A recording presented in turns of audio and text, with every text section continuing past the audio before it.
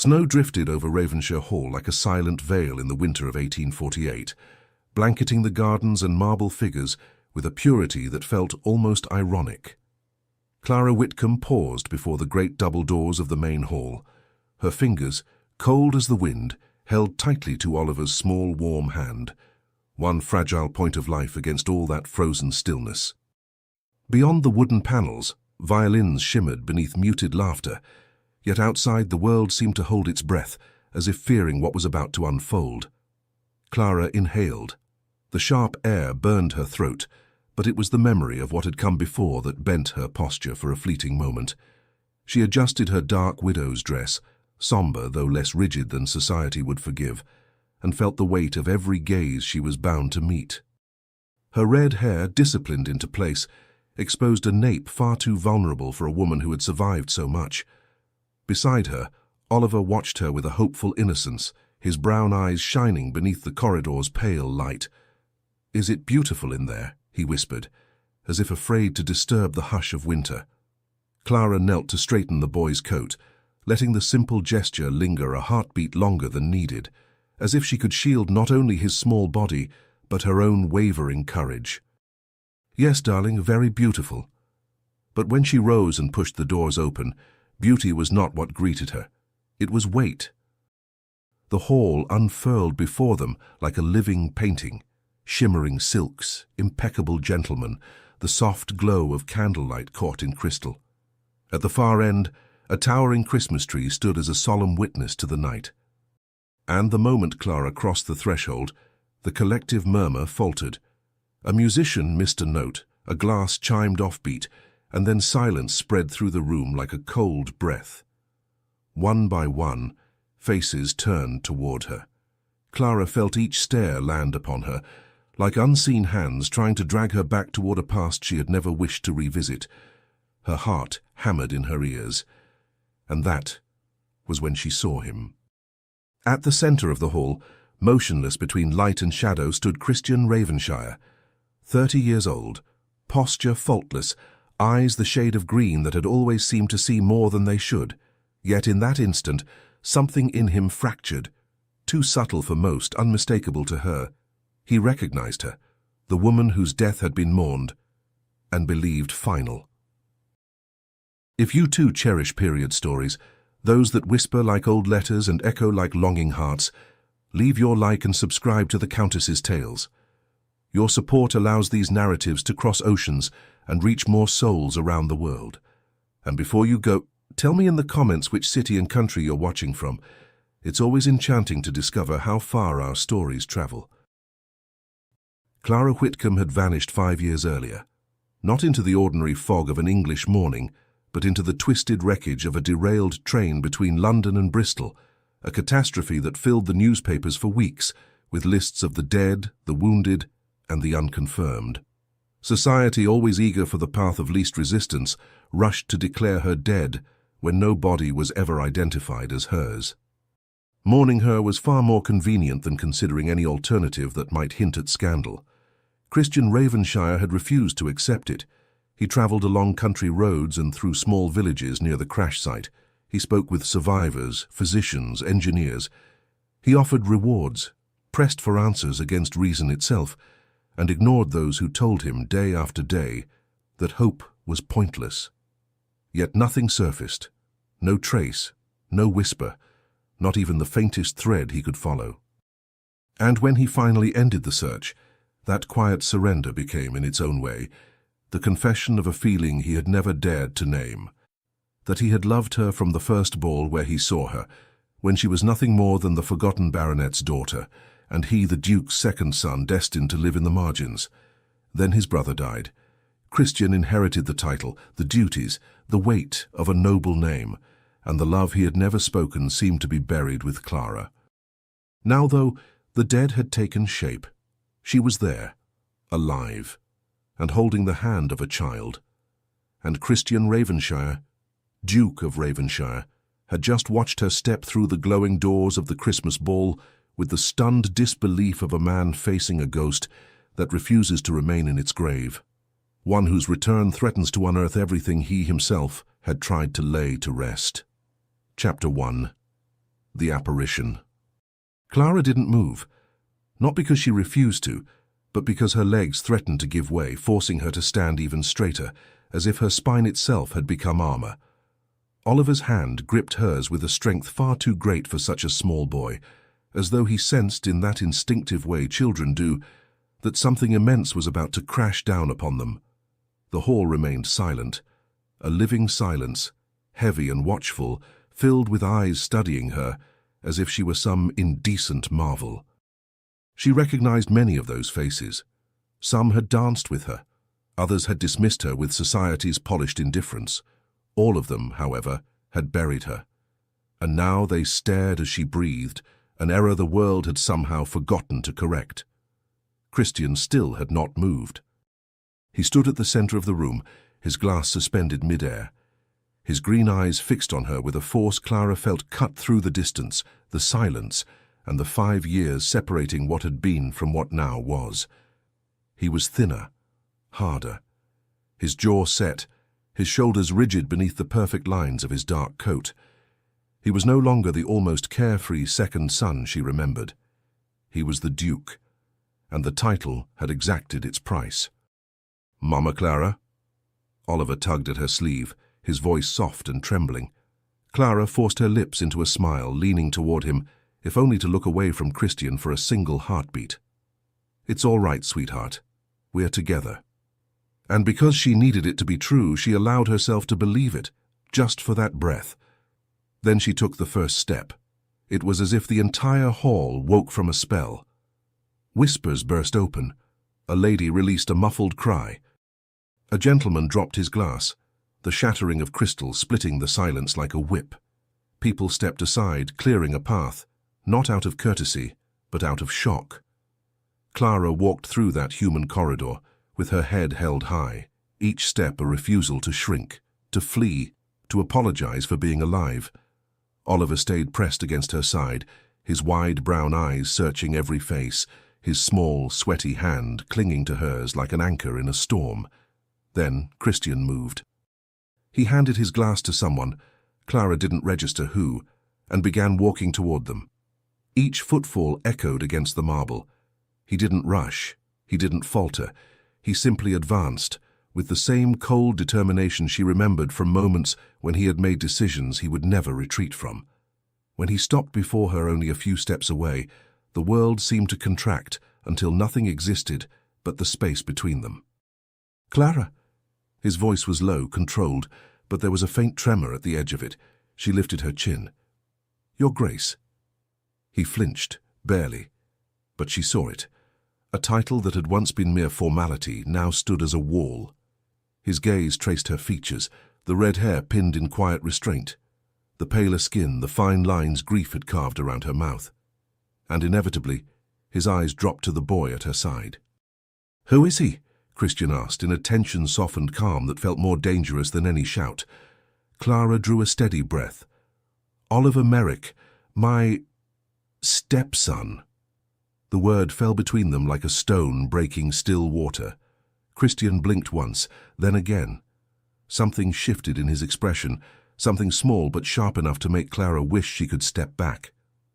"Stepson," he repeated, weighing the reach of the word. "So you married?" It wasn't a question. It was a judgment. Clara felt her throat tighten. "Yes." "With whom?" "Hugh Merrick, a gentleman from Gloucestershire." Her voice held until the final syllable. "He passed away 3 months ago." Christian didn't answer at once.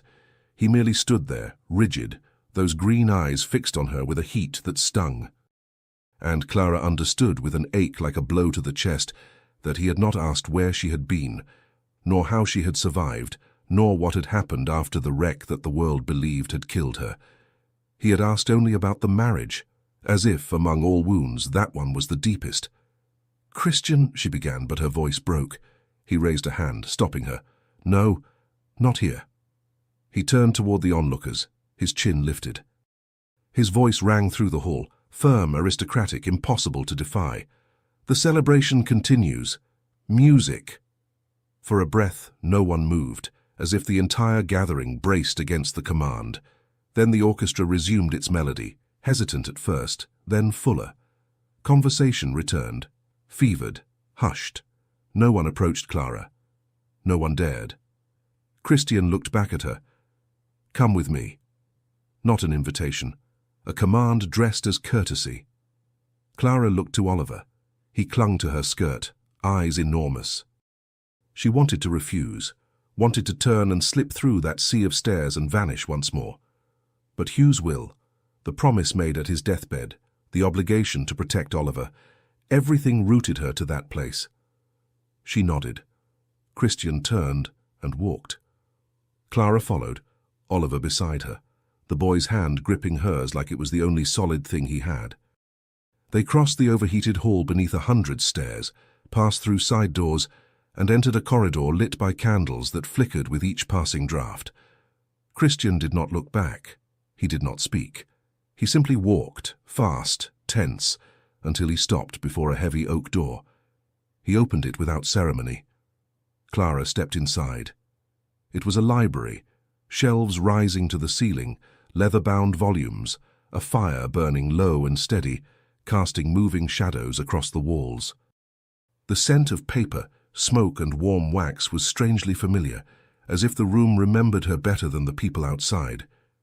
Christian closed the door behind them. The thud echoed like a verdict. He turned, and for the first time since the hall, the mask slipped. 5 years. His voice was raw, almost broken. 5 years, Clara. We all thought you died in that wreck. Clara shut her eyes for a moment. The metallic scream, the roar of the train leaving the tracks, the stench of smoke and twisted iron surged back so vividly her hands trembled. "I know," she whispered. "I saw the headlines. Too late." I searched. His interruption was sharp, frayed. "I walked that cursed rail line. I spoke with survivors, with doctors, with men who knew nothing at all. It was as if you had vanished into the air." Clara opened her eyes, tears burning hot. He had searched. She hadn't known. No one had told her. "And then I stopped," he went on, raking a hand through his hair, unraveling the polish of his noble composure. "Because everyone kept saying it was hopeless, that you were dead. And I—" His voice caught, just for a heartbeat. "I almost believed them." He turned toward her. His green eyes shone with something fierce and wounding. "But you weren't dead, Clara. You were alive. And you married." The accusation reverberated through the library's paneled walls. Drained, still carrying the weight of that hall and the burden of 5 silent years, she didn't try to soften the truth. "I survived, Christian." Her voice was quiet, steady. "I walked away from that wreck without knowing who I was. I wandered for days. I couldn't remember my name or where to return. I only kept going until I collapsed somewhere from pain and exhaustion, and someone found me." His jaw tightened. Hugh Merrick. He had heard the name before. A railway investor. "Yes," her voice gentled at the sound of it. "He took me into his home. He cared for me when I had no one left. You had me." The eruption was so sudden, Clara stepped back. Oliver shrank behind her skirt, clutching the fabric. "If you had sent a letter, a note, any sign, I would have come for you. I would have—" He stopped, breath jagged. Turned away, bracing his hands on the mantelpiece as if he needed its strength to stand. Clara's tears finally fell. "When my memory returned," she said, her voice shaking, "you were already a duke. Your brother was gone. I was officially a dead woman, a daughter without a name. Hugh was ill. Oliver needed someone. And I didn't know how to return without igniting a scandal that would destroy everything." Christian looked at her for a long moment. The pain in his eyes was so bare she could hardly breathe. "You couldn't come back to me," he said quietly, "but you could marry another." The silence that followed felt as long as winter itself. There was no simple answer, because the truth was made of layers. She had loved him. She still loved him. She had returned not for him, but for a child she could not abandon, and reclaiming her name in this house meant awakening a past society had preferred to bury. Slowly, something in him closed. It was like watching a door lock from the inside. "Very well," he said at last. He walked to the door and opened it, though he did not yet leave. "You will remain here, at Ravenshire Hall, until I understand what happened." Clara's eyes widened. "I can't." "You can, and you will." His voice hardened. "Because if you walk out now, society will crush you, and that boy as well. You know that as clearly as I do." He was right. Clara knew he was right, and the fact that he was only made it easier to resent him. Christian stepped out. The door closed behind him with a sharp, final click. Oliver, still clutching her skirt, looked up with frightened brown eyes. Clara knelt, gathered him into her arms, and that was how she finally broke, her face buried in the hair of the boy who was hers, not by blood but by choice. Her tears fell silently, soaking his coat while the fire crackled softly, and the books kept their quiet watch over 5 lost years. No one in that house truly understood. Chapter 2. The Living Ghost. Christian closed the library door and rested his forehead against the cold wood. His hands trembled. He curled them into fists until the ache offered some anchor. He needed to breathe, to reclaim the composure that had abandoned him the moment she crossed the ballroom's threshold. Clara Whitcomb. Alive. Here. With the red hair he had never forgotten, the blue eyes that had haunted him for 5 years, and a child holding her hand with the trust of someone who already knows where safety lies. He straightened slowly, dragged a hand across his face, trying to force the Duke's impassive mask back into place. But beneath it something burned, anger, relief, hurt, a fierce, long-buried feeling he had never dared to name, now threatening to break through every careful line of control he had built since inheriting the title. "I survived. I walked away from that train and didn't know who I was." Her words pulsed in his mind. Christian shut his eyes. The wreck returned in brutal clarity. The smoking ruin between London and Bristol, the iron and coal stench, bodies covered with canvas, the low moans of survivors pulled from the chaos. He had arrived 2 days later. Too late to find her alive. Too early to accept she was dead. He had spent weeks searching hospitals, infirmaries, muddy fields, and forgotten villages. He paid for information, begged for names, questioned every red-haired woman someone thought might resemble her. Nothing. No blue-eyed stranger, no faint trail. Then came the final list.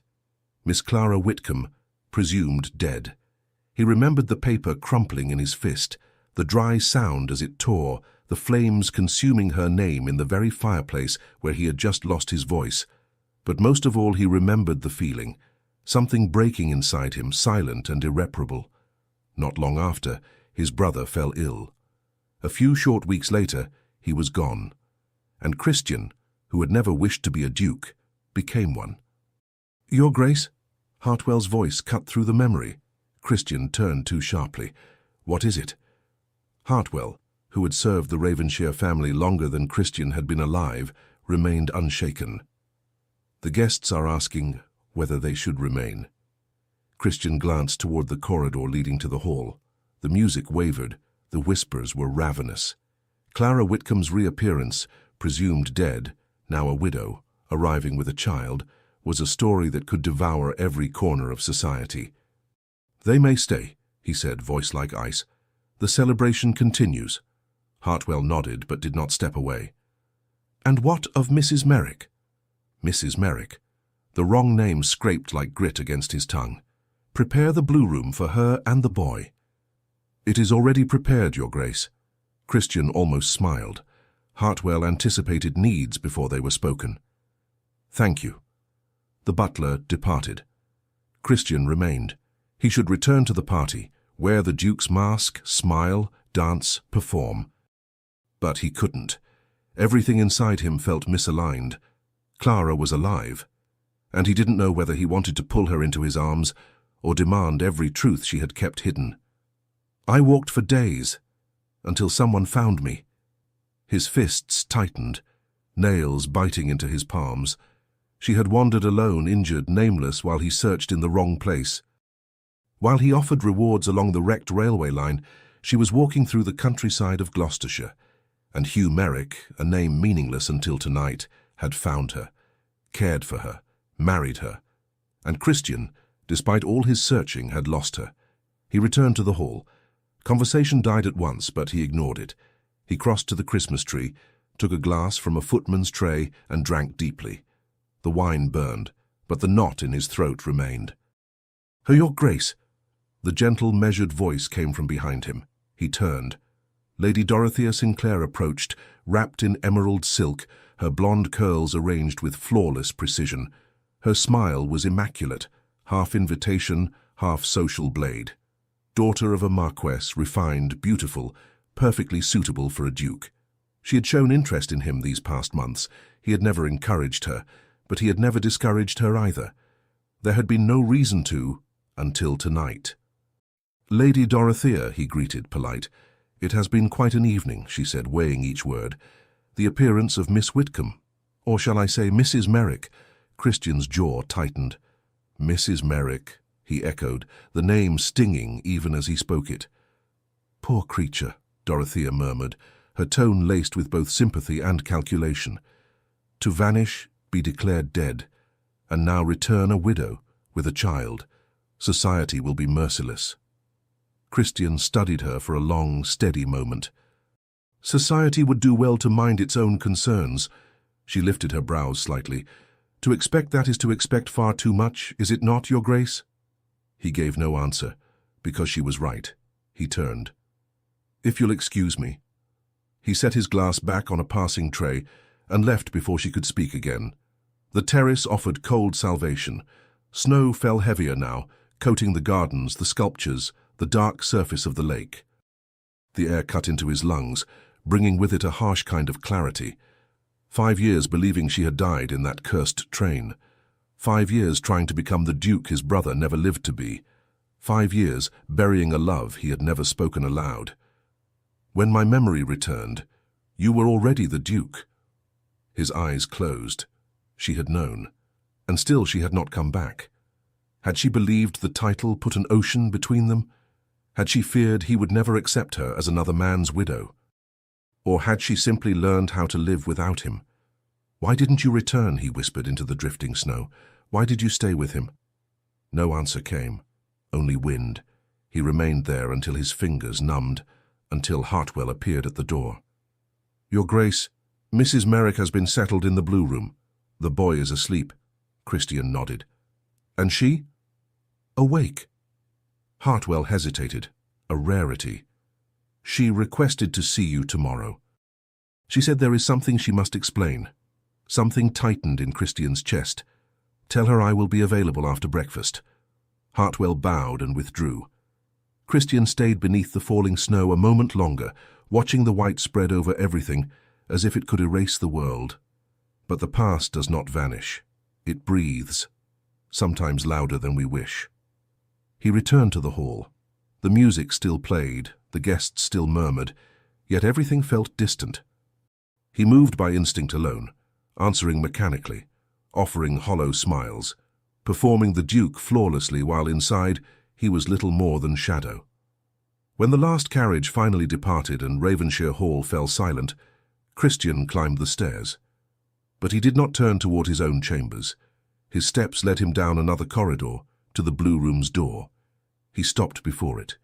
He pictured Clara on the other side, awake, thoughtful, perhaps watching the snow as he had earlier.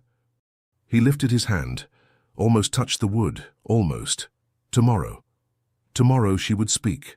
Tomorrow he would listen.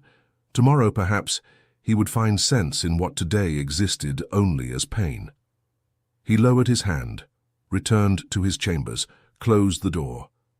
And he remained awake until dawn, listening to the snowfall, thinking of the woman who had survived a disaster meant to kill her, who now slept only a few steps away, so close, and yet perilously out of reach.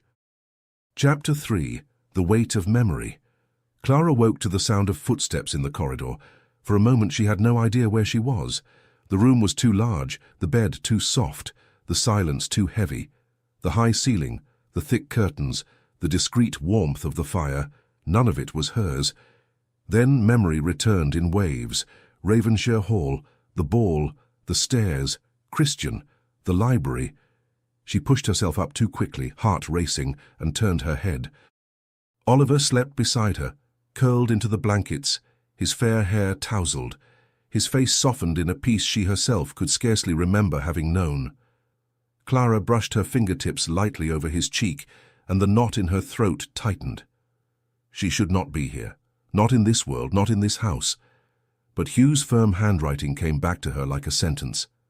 Clara must present Oliver to English society and ensure that the child's position is recognized and his inheritance protected. Otherwise, his estate will be left vulnerable to the claims of relatives who have never shown affection for the boy. Hugh had known. He had known about the greedy cousins, the cold smiles, the hands that reached only for money. And Clara had promised, there at his deathbed, her hand wrapped around his weakening fingers, that she would protect Oliver, whatever it cost. She rose slowly and walked to the window. Snow was still falling, laying a white sheet over Ravenshire's gardens, hiding paths, statues, floors. Outside, everything looked clean. Inside, she felt nothing but ruins. 5 years. 5 years since the train derailed. The memory came as it always did, in sharp fragments. The shrill whistle, the brutal jolt, screams tangled with the roar of twisting metal, glass shattering, the world turning upside down, the smell, iron, smoke, burning fabric. She saw flames licking at the wreckage, bodies lying still on the tracks, her own bloodied hands clawing at the ground as she dragged herself out of the shattered carriage. After that, only confusion. Sky and earth trading places, pain beating in every limb, roads that led nowhere, days lost in fever and fog. She hadn't known who she was. She hadn't known where she belonged. She only walked, driven by a stubborn animal instinct to stay alive, until Hugh Merrick found her. He had told her, once the blankness of her memory began to crack, he had seen a staggering figure on the road near his estate in Gloucestershire, a torn dress, dried blood, torn feet, empty eyes. She was mumbling broken phrases, sometimes English, sometimes nothing at all.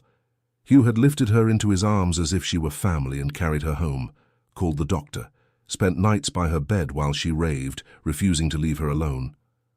When Clara finally woke with a clear mind 3 months later, the world was a place without names. She did not know her own, could not recall her family.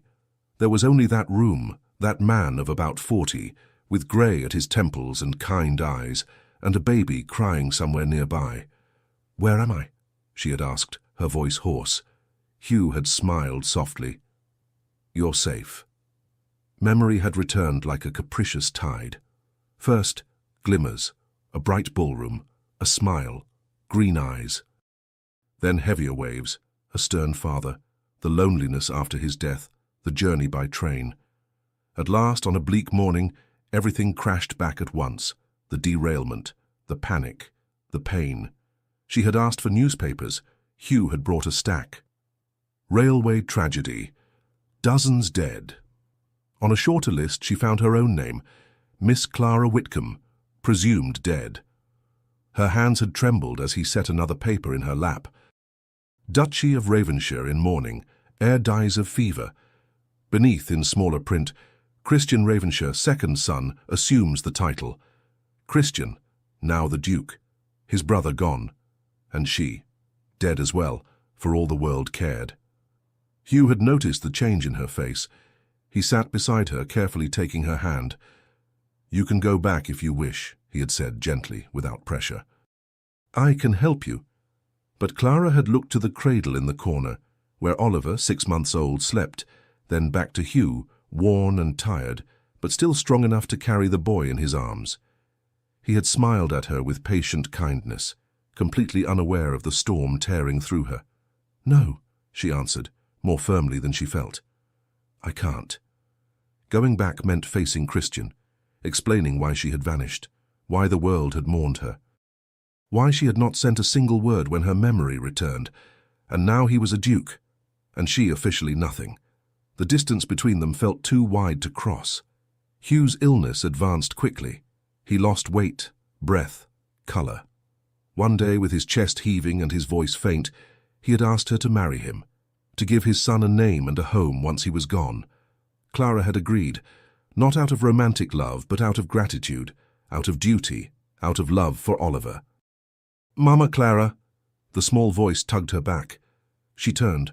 Oliver was sitting up in bed, brown eyes still foggy with sleep, hair sticking out in every direction. Her heart clenched. "Good morning, sweetheart." She went to him, sitting on the edge of the mattress. "Did you sleep well?" He nodded, taking in the room with cautious curiosity. "Where are we?" Clara hesitated. How did one explain Ravenshire to a 4-year-old? "In a house where I stayed a long time ago," she said at last, choosing each word. "We'll be here for a while." "Until when?" His brow creased. "Until the cousins retreat. Until the solicitor secures the inheritance. Until I can breathe in the same room as Christian without feeling like I'm about to fall apart." "I don't know yet," she said simply. Oliver lowered his gaze. "I wish Papa were here." The tears burned, but she refused to let them fall. "So do I, my love," she murmured. "So do I." A knock sounded at the door. Clara stood, smoothing the dark dress she had worn since the night before. She opened it. A young maid in a spotless uniform dropped a small curtsy. "Good morning, ma'am. His Grace requests your presence in the breakfast room." Clara's stomach tightened. "Thank you," she answered. "I'll be there shortly." When the girl left, Clara let her forehead rest against the door for a moment and drew in a long breath. Christian wanted to speak to her. Of course he did. He had questions. Perhaps he had a right to some answers. But how could she explain that when she saw in the papers that he had become the Duke, she had felt there was no longer a place for her at his side? How could she explain Hugh, the illness, Oliver, the shame, the fear? "Mama Clara, I'm hungry." Oliver tugged at her sleeve. Clara knelt in front of him, forcing a smile. "Then we shall go down. But you must behave very well, all right?" He nodded with solemn seriousness. "I'll behave." She dressed him, tried to tame his hair with her fingers, then adjusted her own appearance in the small mirror. There wasn't much to be done. Still, she lifted her chin. Hand in hand, they went down the stairs. In daylight, Ravenshire Hall seemed even larger. Thick carpets swallowed their footsteps. Portraits of ancestors watched from gilded frames. Crystal chandeliers held the last echoes of the previous night. Every detail whispered that she did not belong here. Even so, she kept walking. She followed the smell of fresh bread and coffee to a half-open door. Drawing a breath, she squeezed Oliver's hand and stepped inside. The breakfast room was bright, tall windows admitting the pale winter light. A long table, delicate china, polished silver. Christian sat at the head, a newspaper open before him. He looked up as she entered. For a heartbeat, no more, Clara saw something raw in his eyes. Pain, perhaps, or exhaustion. Then his expression settled back into flawless composure. "Mrs. Merrick," he said, formal, "please sit down." Clara guided Oliver to a nearby chair and took the one beside his. A footman approached with trays. The boy watched the parade of breads, jams, eggs, and fruit with a kind of reverent silence, only reaching out when she served his plate. Christian folded the newspaper with precise motions and laid it aside. "I trust the room was comfortable," he said, without embellishment. "It was," she replied. "Thank you." The silence that followed seemed to fill the room more completely than the furniture. His gaze shifted to Oliver. "Does he resemble his father?" Clara swallowed. Hugh deserved more than to be reduced to an awkward shadow in conversation. "Yes," she answered gently, "in many ways." "And Hugh Merrick's relations," Christian went on, "do they accept the situation?" Her chest tightened. "No," she said plainly. "They want custody of Oliver. And everything that comes with it." This time Christian met her eyes directly. "And you are here to stop them." Clara held his gaze, though every instinct screamed at her to look away. "I am here because Hugh's will requires that I present Oliver to society and make certain he is not stripped of what is his." She kept her voice as steady as she could. "I need time and a safe place." She could have said, "I need your help." She did not. Christian leaned back slowly, his fingers tapping once, twice against the wooden armrest. "And why," he asked at last, "should I help you?" The question landed like a blow. Heat rose to her face. Her hands went cold. She knew Oliver was listening. She knew every word would fall on his ears as well. "I'm not asking for favors, Your Grace," she murmured. "Only shelter, for a little while, until the legal arrangements are settled." "Shelter," he repeated, his voice rough with withheld irony. "You vanish for 5 years, let the world think you're dead, marry another man, return a widow with a child, and all you ask is temporary shelter." Tears burned behind her eyes. "I did not choose to disappear, Christian," she said quietly. He leaned forward, his gaze almost suffocating. "No? Then explain it to me." His voice dropped, turning sharper. "Explain why. When your memory came back, there wasn't a letter, a message, a single line saying, 'I am alive.'" Clara parted her lips. She wanted to tell him she had seen his name in the papers already attached to the title of Duke, distant and untouchable, that she had felt small, displaced, guilty, that Hugh was already ill, that Oliver's tiny fingers had curled around hers with the complete trust of a child who knew no one else in that house, that the shame of having stayed silent so long had grown into a wall she could no longer climb, that loving him had made every choice more painful. But Oliver was there, carefully cutting his bread beside her, and with him sitting at her elbow, any confession felt like a cruelty. "I can't," she said at last, barely above a whisper. For a moment, Christian did not move. Then he rose slowly, pushing his chair back with a soft scrape. "Then we have nothing more to discuss," he said. He turned and left the room. The door closed behind him with a quiet click that felt inside her like a crack of thunder. Clara stayed where she was, frozen, until a small hand rested on her arm. "Mama Clara?" Oliver's gaze was worried. "Did I do something wrong?" She drew a breath, blinking fast, forcing the tears back to where he could not see them. She smiled and gently smoothed his hair. "No, my love," she answered, her voice trembling with tenderness. "You did nothing wrong." She lowered her face so he would not see her expression. One single tear escaped, falling onto the immaculate linen tablecloth. Ravenshire Hall was vast, imposing, grand, and yet in that moment it had never felt so narrow. Clara knew she could not avoid that conversation forever. Sooner or later, she would have to tear open the wounds she had spent 5 years trying to keep stitched closed, or risk losing not only the man she had once loved, but the only possible future for the boy who had become her whole world. Chapter 4. Fragments of Truth. Christian locked himself in the study the moment he left the breakfast room. He did not trust himself to remain in the same space as Clara without demanding answers she clearly was not ready or not willing to give. Worse still, he did not trust himself not to say things he would never be able to take back. He sat behind the mahogany desk, the same one his father had worked at, the same one his brother had pretended to work at, and stared at the pile of correspondence. Letters from estate managers, invitations, requests for audiences, a duke's daily life. And in that moment, all of it felt pathetically trivial in the face of the simple, inescapable fact that Clara Whitcomb, Clara Merrick, was alive, breathing the same air as he was, only a few rooms away. He picked up a letter, set it down, picked up another. The words blurred before he could make sense of them. "I did not choose to disappear." Her voice rang clear and painful in his mind. Christian shut his eyes and saw her again at the breakfast table. Pale, exhausted, blue eyes shining with tears she refused to let fall in front of Oliver. She had suffered. That much was undeniable. But why had she not come back?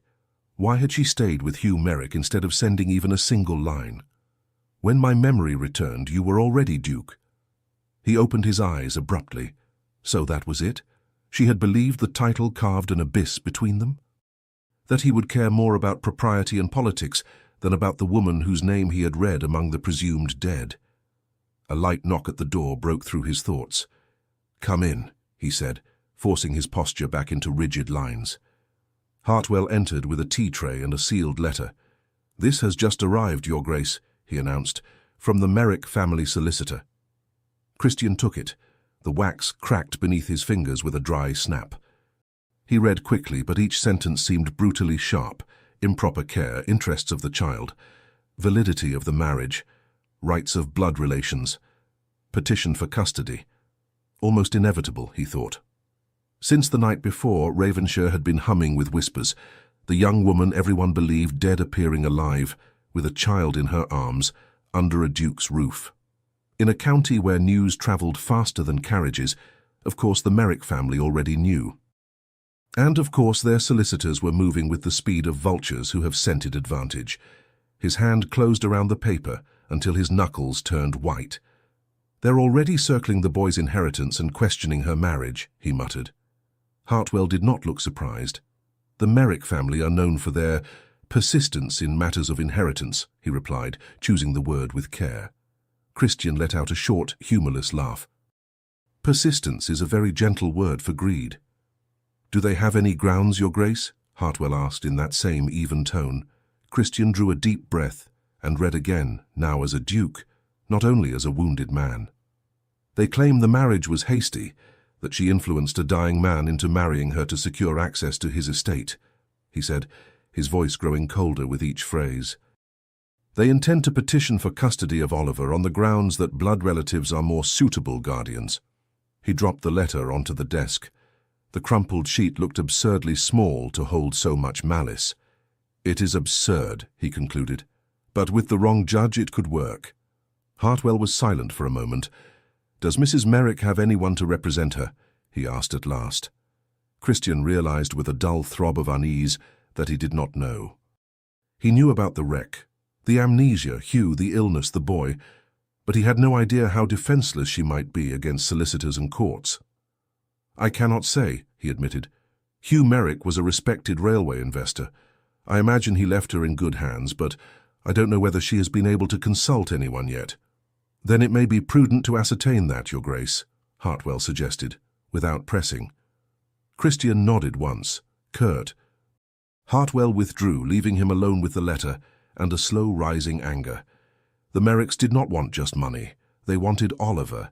They wanted to wrench from the child the only safe harbour he had ever known. They wanted to strip Clara of the one miracle she had managed to keep. He would not allow it.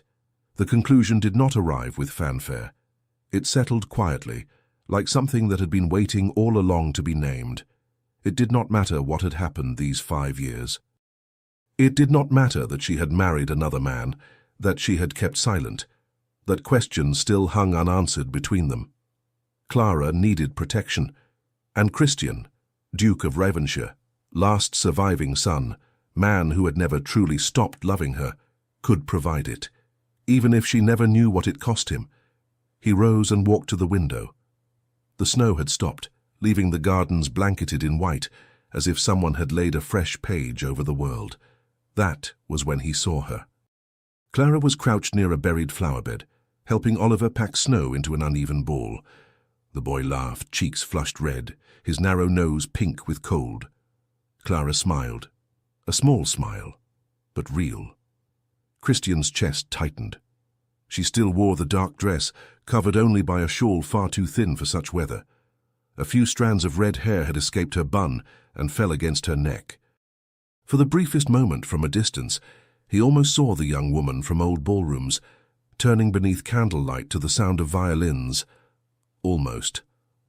Oliver threw snow at her. Clara feigned outrage, scooped up a handful, and flung it back. The boy squealed with laughter and stumbled away across the garden. She chased him, slipped a little, nearly fell. Oliver ran back and clung to her legs, both of them laughing. That was when Christian saw, beyond doubt, the look she gave the child. Not duty. Not mere obligation. The expression of someone who loved fiercely, instinctively, completely. She loved him, not because of blood, because she had chosen to. The door behind Christian opened. "Hartwell," he said, without turning from the window, "send a message to my solicitor. I want him here tomorrow by midday. We have matters to discuss regarding the custody of a child." "Very good, Your Grace," the butler replied. There was a brief pause. "Shall I inform Mrs. Merrick?" Christian watched Clara lift Oliver into her arms and spin him, loose snow falling from the branches onto them both. "Not yet," he decided. First, I want to know exactly what we can do." "As you wish." Hartwell bowed and departed. Christian remained at the window, watching the only woman he had ever loved play with a child who was not his, and understanding, with a low, persistent ache, that she had built, by sheer will, a small life far from him. Improvised, perhaps fragile, but real. And now that life was under siege. He would not let them tear it apart. He would not allow solicitors, bitter cousins, or willing judges to dismantle what she had fought alone to build, even if it meant going without the answers he so desperately wanted. The afternoon dragged. Christian spent hours in the study, but everything became mechanical. He signed documents, reviewed reports, received the estate manager. He spoke, listened, decided. None of it pushed from his mind the image of Clara in the snow or the weight of the letter on the desk. When night finally settled over Ravenshire, he went down to dinner. Clara was already seated at the table, Oliver beside her. The boy swung his legs under the chair in restless rhythm until Clara laid a hand on his knee. The movement stopped at once. A small gesture, but telling. Christian took his place at the head. A servant ladled soup. Silence joined them, sitting squarely in the middle of the table. "Oliver," Clara said gently, "this is the Duke of Ravenshire. Say good evening, please." The boy looked at Christian with shy solemnity. "Good evening, Mr. Duke," he said, very serious. Something gave way quietly inside Christian. He managed a faint smile. "Good evening, Oliver," he replied. "You may call me sir, if you like." Oliver nodded with grave concentration and turned back to his plate.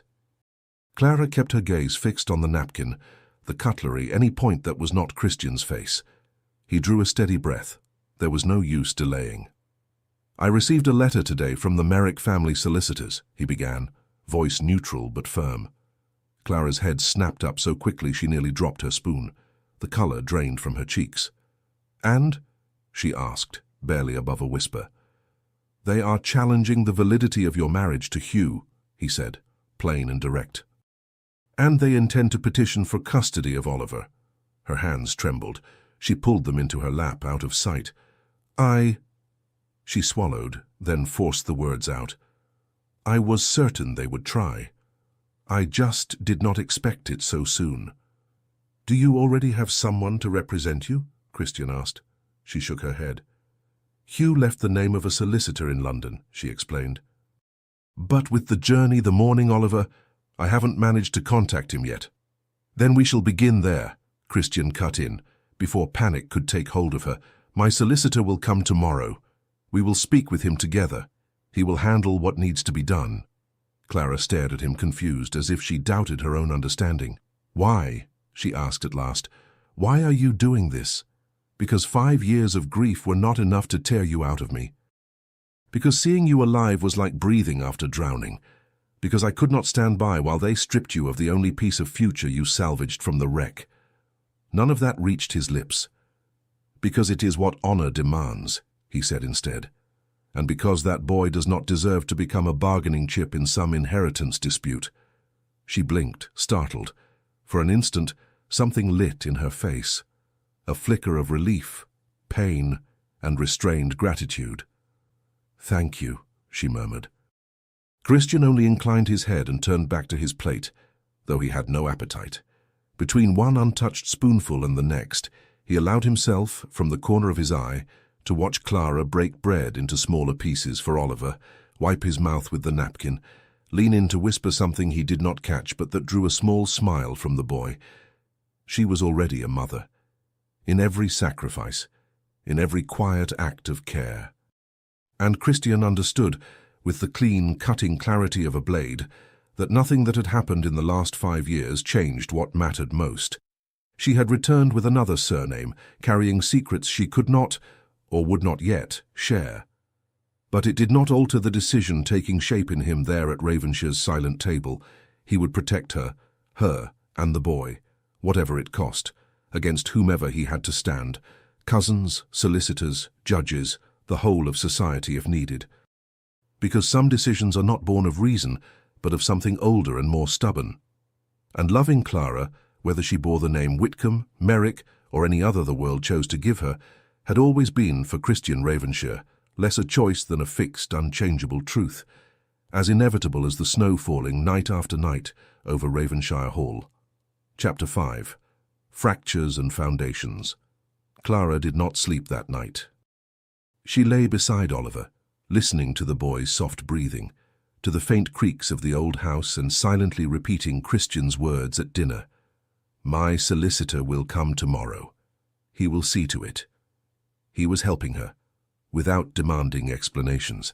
Without charging her the truth, she still could not bring herself to speak, and somehow that frightened her more than the Merricks' threats, because it meant Christian still cared, and Clara did not know what to do with that. She rose before dawn, dressed in the half-dark so as not to wake Oliver, and slipped down the stairs while Ravenshire Hall still slept. She needed air. The garden was bitterly cold, covered in a thin crust of snow that crunched beneath her steps. Clara drew the shawl tight around her and walked without direction, watching the house slowly wake. Smoke unfurling from chimneys, servants opening shutters, distant sounds drifting from the stables. Ravenshire Hall was magnificent. Everything Hugh's estate had never been. Hugh's home had possessed its own quiet dignity, of course, but from the moment she arrived at Ravenshire, Clara had felt the gulf between the modest life she'd led by Hugh's side and the world she was now stepping back into. She had never quite belonged here, not even as the insignificant baronet's daughter, and certainly not now. "You're up early." The voice turned her around. Christian was walking toward her, dressed for riding, boots, dark coat, gloves in one hand. His hair was still damp, shadows of sleeplessness beneath his eyes. "I couldn't sleep," Clara said, making no attempt to pretend otherwise. He nodded once. "Neither could I." The silence between them was taut but not hostile. Clara turned her gaze to the white horizon, to the snow-laden trees. Even then, she felt him like a presence at her back. "The Merrick solicitors are relentless," Christian said at last. "They'll use any argument to question your ability to care for Oliver. I need to know what we're up against." "Of course. Facts, not feelings." "The marriage was legitimate," Clara answered, gathering her voice. "There was a vicar, a registry, witnesses. Hugh was ill but lucid. He knew what he was doing." "And Oliver?" His tone was practical, not accusing. "Is his paternity beyond dispute?" Clara turned toward him, stung despite knowing the question was necessary. "Hugh was Oliver's father," she said, steady and clear. "By blood. Oliver was born of his first marriage. His mother died in childbirth. I came to the house a few months after." Christian lifted both hands slightly, a gesture of peace. "I'm not doubting you," he said. "I just need to anticipate what they'll claim." Clara drew a deep breath. He was right. The Merricks would question everything: the marriage, Hugh's health, her intentions, the way she raised the boy. "Hugh left letters," she said at last, "explaining why he wished to marry me, saying Oliver needed protection from the cousins." "Where are those letters?" Christian asked. "With the solicitor Hugh named in London," she replied. Christian nodded. "We'll have them brought here." A brief pause. "And I'll need you to tell me everything you can about Hugh. How you met. What your marriage was like. What he said before he died. Anything that might be used in your favor." Telling it meant reliving it. The road, the fevered rambling, the gratitude, the sound of Hugh's cough echoing through the house in those last days. "I don't know if I can," she murmured. "You'll have to." He stepped closer. She had to lift her chin to meet his eyes. "If you don't tell me, we'll be walking in blind. And the Merricks will not hesitate to tear you apart." There was no cruelty in his gaze, only a hard, practical clarity. The truth, without adornment. Tears burned at the back of her eyes. "Why are you doing this, Christian?" she asked, before she could stop herself. "Why do you truly care?" He went very still. For a moment she thought he would shut down, wall himself off. But when he spoke, his voice was low, roughened at the edges. "Because I spent 5 years thinking you were dead," he said. "And now that you're alive, I will not stand by and watch them strip you of what little you have left." The words settled between them with unexpected weight. "Strip you of what little you have left." Not strip Oliver, not strip a struggling widow. Strip you. Christian, Clara began, but everything that should have followed felt too large to fit into speech. He ran a hand through his hair, breaking the moment. "The solicitor will arrive at midday," he said, stepping back. "I ask that you be prepared."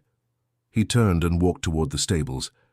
Clara remained in the garden, shivering less from the cold than from something she could not name. She went back inside. The house was fully awake now, servants crossing corridors, the smell of bread and coffee, voices drifting from the kitchens. Clara climbed the stairs.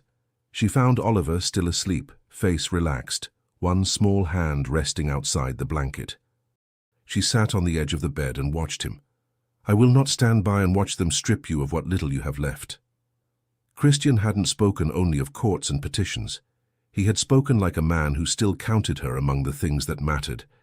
He still felt something for her, and heaven help her, she still felt something for him. Oliver stirred, rubbed his eyes, and smiled. "Good morning, Mama Clara," he mumbled. She swallowed down everything storming inside her and smiled back. "Good morning, my love. Shall we go down for breakfast?" The rest of the morning passed under the pressure of waiting. Clara dressed, fed Oliver, tried to play with him, but her thoughts kept circling back to the questions she would have to answer.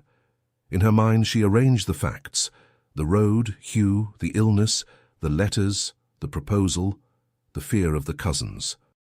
She separated what belonged to a courtroom from what belonged only to the heart. At midday Hartwell came for her. "The solicitor has arrived, madam," he announced. "His Grace requests your presence in the study." Clara left Oliver with a kindly-eyed maid and went downstairs. She tapped lightly on the half-open door. "Come in," Christian's voice called. She entered. The study was large, lined with shelves. The heavy desk dominated the center of the room. Christian stood beside an older man with graying hair, thin spectacles and ink-stained fingers. "Mrs. Merrick," the man said, bowing his head. "Edmund Thorpe, at your service. His Grace has given me a general sense of your situation." Clara glanced briefly at Christian. He made a small, steadying gesture. "Thank you for coming, Mr. Thorpe," she said. "Please sit," he replied, indicating a chair before the desk. "We must set the facts in order." Clara sat. Christian stayed on his feet, leaning subtly against the desk, arms folded. Thorpe opened a leather folder, readied pen and paper. "We'll begin with the marriage," he said, brisk but not unkind. "When and where was it performed?" "May of 1844 at St. Mary's Church in Gloucestershire," Clara replied. "The vicar was John Alcott." A quick scratch of ink. "Witnesses?" "Hugh's physician, Dr. Samuel Garrett, and the housekeeper, Mrs. Hadley. Both still live in the village." "Excellent," Thorpe murmured. "We'll need them." "And Hugh Merrick's condition at the time?" "Lung disease," she answered. But his mind was clear. We talked, made plans. He knew exactly what he was doing when he decided to marry. "The Merricks will claim he was too weakened to make sound decisions," the solicitor observed. "We'll require Dr. Garrett's testimony regarding his mental clarity." "He will confirm it," Clara said, more firmly now. "Hugh remained lucid almost until the end." Thorpe studied her a moment. "Forgive the bluntness, madam, but the court will also ask, why precisely did Hugh choose to marry you at that time? We'll need a clean answer." Heat rose to her face. She was acutely aware that Christian could hear every word. "Because Oliver needed someone," she said at last, "and because I owed Hugh my life." "You owed him?" Thorpe repeated. She drew a steadying breath. "He found me on a country road days after the train wreck," she said, her tone calm by force. "I had collapsed. I was injured, without memory, lost. He brought me to his estate. He cared for me. When my memory returned, he offered to help me go back to the life I'd had before, but Her gaze fixed on a neutral point in the room. "I did not go back." "Why?" Christian's voice cut through the air. Clara lifted her eyes to his. "Because everything I'd left behind seemed to have vanished," she said, the words dragging. "My father was gone. My name was on a list of the dead. And when I read that you had become Duke, I believed—" She swallowed. "I believed the world we'd known no longer existed. Hugh was dying. Oliver was a baby. They needed someone. And I thought you—" She did not finish. Christian turned his face away, his expression tightening. Thorpe stepped in, brisk and practical. "The Merricks will argue that you took advantage of Hugh's condition to secure your livelihood," he said. "How shall we counter that?" "With his own words," Clara replied, sitting straighter. "Hugh left letters explaining it was his idea, that he feared what the cousins would do to Oliver. They're with the solicitor he appointed in London." Thorpe wrote down the name and address. "Very good," he said at last, closing the folder. "I'll obtain those letters and begin drafting our petition." He turned to Christian. "I'll depart today if your grace permits." "You have my permission," Christian replied. "Do whatever must be done."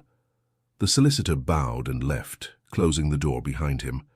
The silence that followed felt heavier now that they were alone. Christian remained turned toward the unlit fireplace for several seconds. "You said everything was gone," he said at last. "That there was no reason to come back." He didn't sound accusatory, just like a man who needed to hear the words again. "Yes," Clara answered. He turned to face her slowly. "I was alive, Clara," he said, with a raw honesty in his green eyes. "I was here, and for months I rode roads and walked hospital corridors looking for you." The words struck a place that had already been aching. Clara stood. Her legs felt unreliable beneath the weight of her skirts. "When my memory returned, you were already a duke," she said, fighting to keep her voice level. "And I was no one. A woman the world had already buried. How could I simply appear at your door and say I had survived, that I'd lived under another man's roof, that I'd taken his name?" Her voice faltered. "How could I look at you and admit that—" She stopped. The rest seemed too vast to fit into the room. Christian took a step toward her. "Admit what, Clara?" he asked softly. She parted her lips, but what rose up, old love, guilt, loyalty to the dead, fear of what lay ahead, was too wide, too tangled. She shook her head, unable to say it. He stood there, breathing in short, contained measures. Then, as if gathering everything back behind his ribs, he drew away. "Get some rest," he said, his voice returning to that controlled, ducal calm. "Tomorrow will be a long day." He turned and left, closing the door behind him.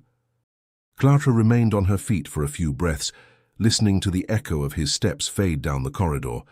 Then she let herself sink back into the chair. The tears came at last, silent and unstoppable.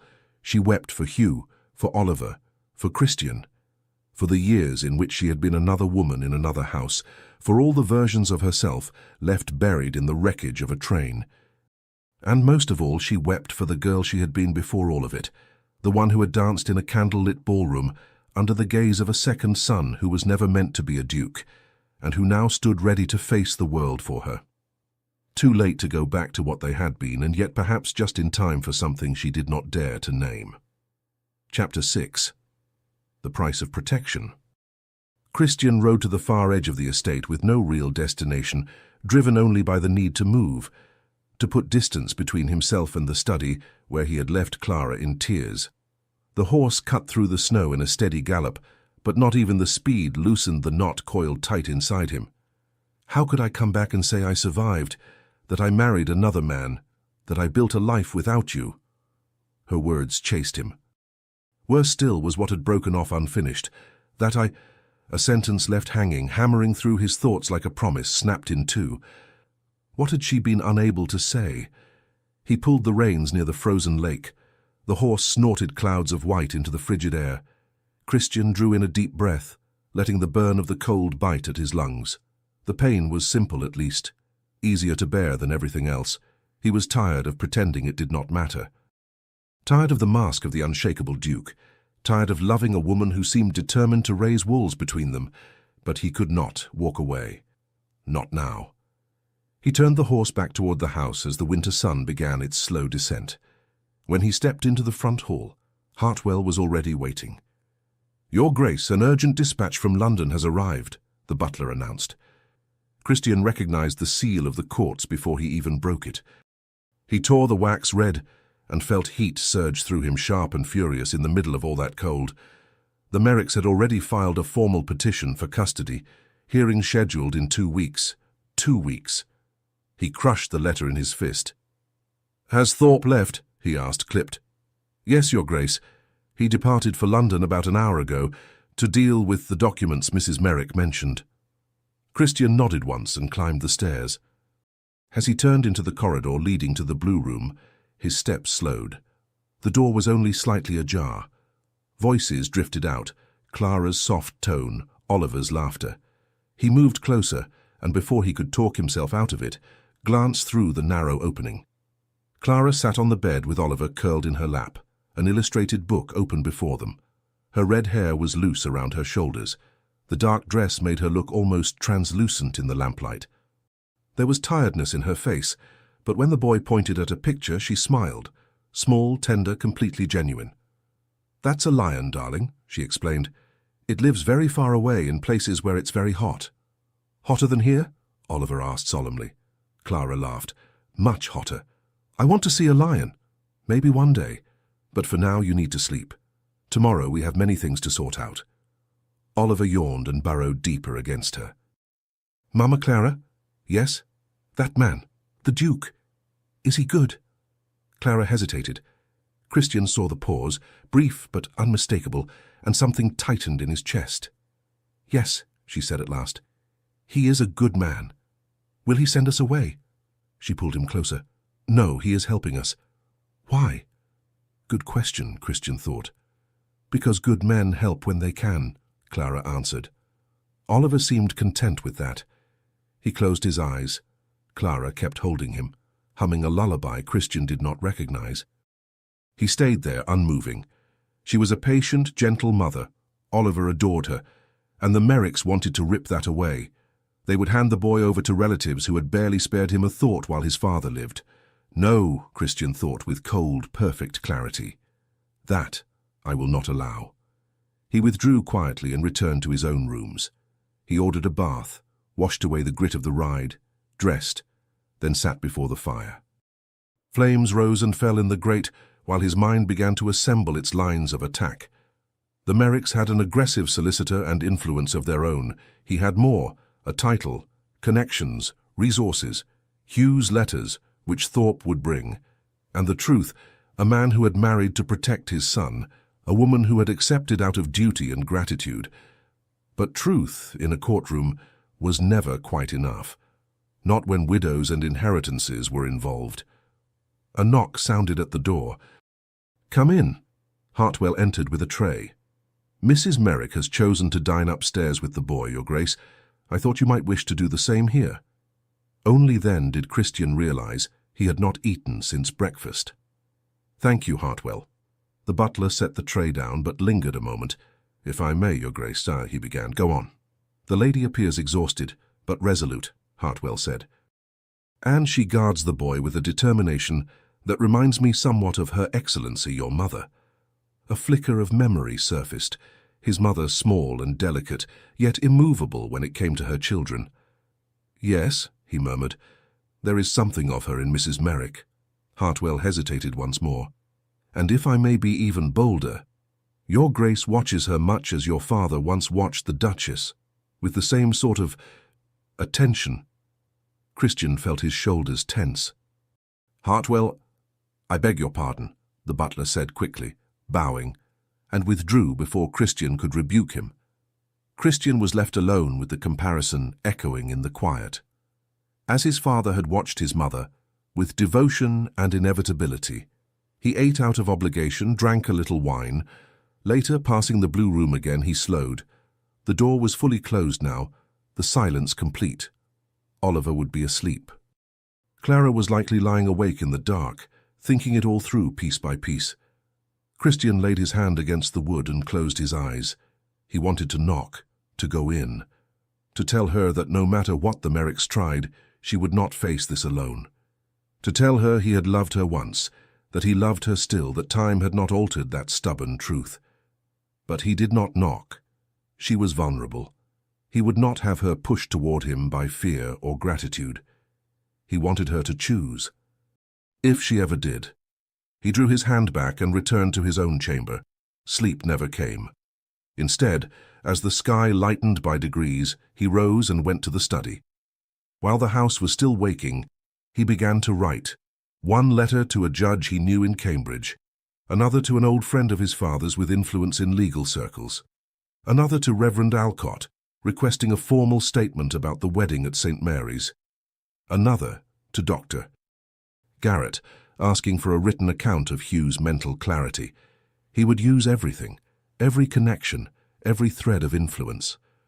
Hartwell entered with tea. "Your Grace, Mrs. Merrick asks if she may speak with you." His heart clenched in a reflex he despised. "Show her in." Clara appeared a moment later, the same dark dress, the same simple hairstyle, but her eyes were steadier. "Good morning, Your Grace. I need to ask a favor," she said. "Go on." "Clothing," she said, dropping her gaze a little. "For myself and for Oliver, we brought very little, and if there is to be a hearing, we must look presentable." Something twisted in his chest. It wasn't only the request, it was the exposed vulnerability beneath it. "I'll send for a dressmaker today," he replied. "Oliver will have what he needs as well." "That isn't necessary, "It is," he cut in, firm. "If we're going to stand against the Merricks, every detail matters. Documents, witnesses, appearance. I don't intend to give them comfort in the courtroom or outside it." Clara swallowed, then nodded. "Thank you." She didn't leave at once. She bit her lower lip, a small habit he remembered from long-ago balls. "Is there something else?" he asked, his voice softer. "Yesterday in the study," she began, "you asked what it was I couldn't admit." He went very still. "I still can't say it," she confessed, "but I want you to know I am grateful, truly, for what you're doing, for protecting Oliver, for not treating me as so many would." It wasn't what he wanted to hear. He wanted whatever had been trapped behind her unfinished, But he took what she offered. "There's no need to thank me," he said. She gave a faint, melancholy smile. "I think there is," she answered. "Not everyone would open this house to us." Then she left. He returned to his letters until his fingers ached from writing. When Thorpe came back from London late that afternoon, carrying a bundle of documents tied with ribbon, Christian nearly snatched them from his hands. He sat before the fire and unfolded Hugh's letters. The handwriting was firm, though the ink wavered in places. "I marry Clara not out of youthful infatuation, but out of necessity and conviction. She has brought back to this house a peace I believed lost. I know Oliver will be safe with her when I am gone. Those who know me understand this choice is mine, made freely. In another, my cousins will see self-interest where there has been only duty.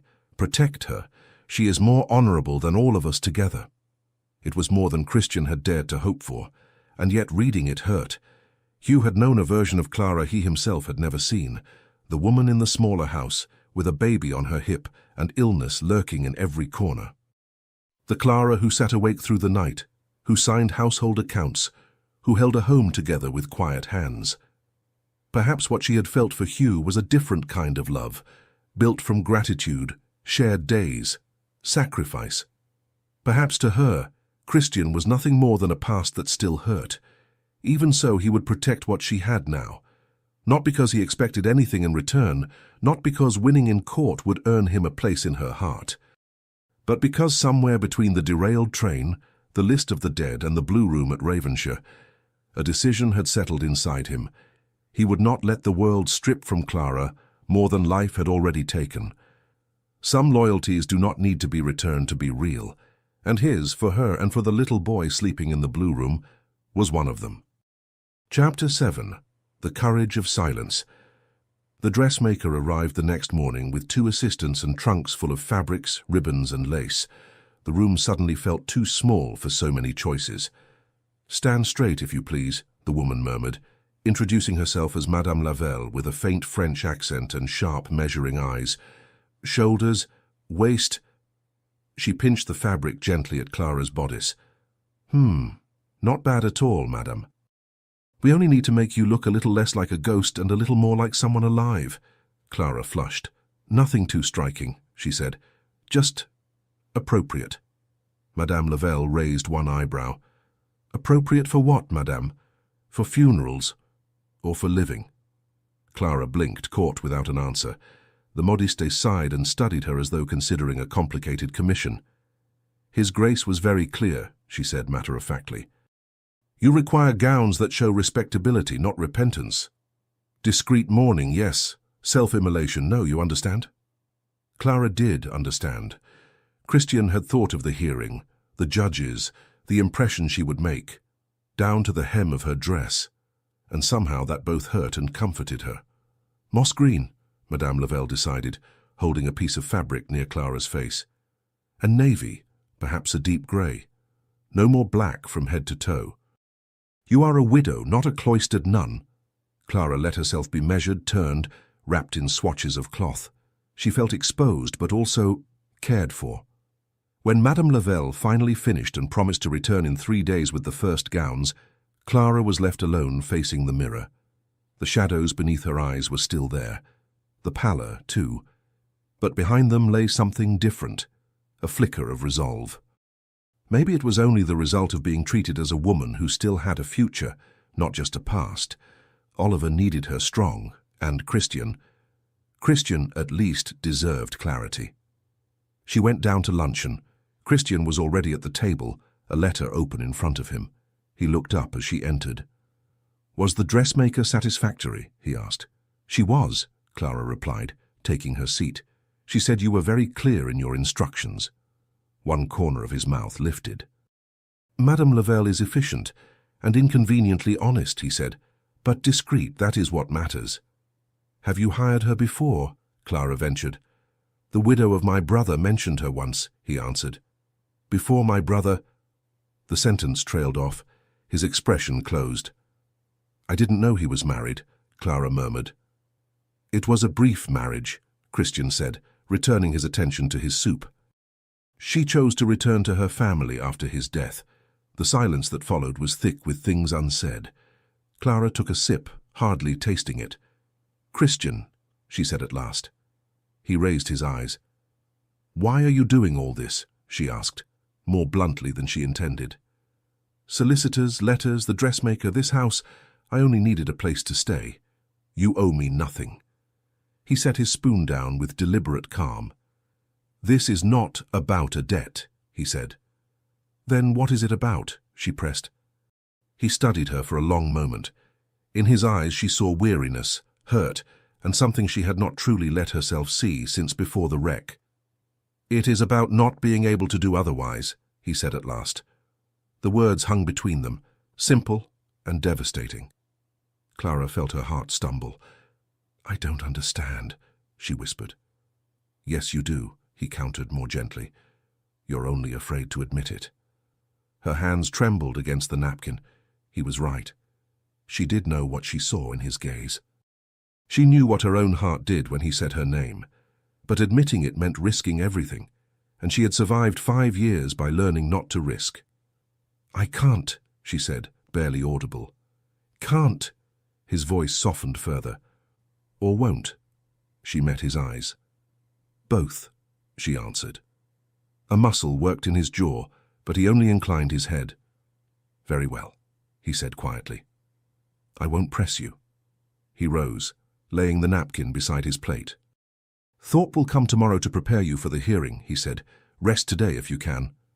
He left her there alone with the cooling soup and a heart too full.